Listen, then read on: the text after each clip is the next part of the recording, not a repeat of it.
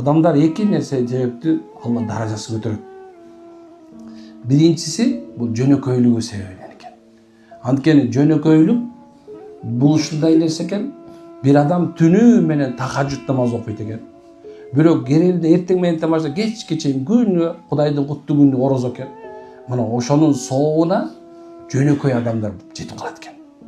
Андан ашып кетет экен даражасы керек болсо.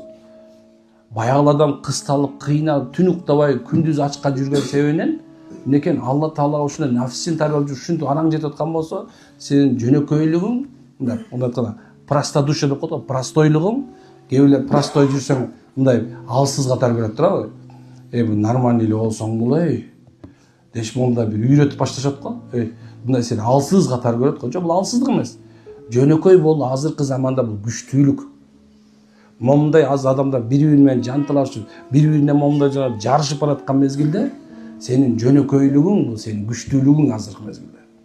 Ал эми субханалла кичинекей анча-мынча нерсең менен мындай бир дардалаңдап, деңирсип көбөп кетишиң бул акмакчылык эле азыркы мезгилдечи. Көрүп атам. Байыганда адамдар эмне болот?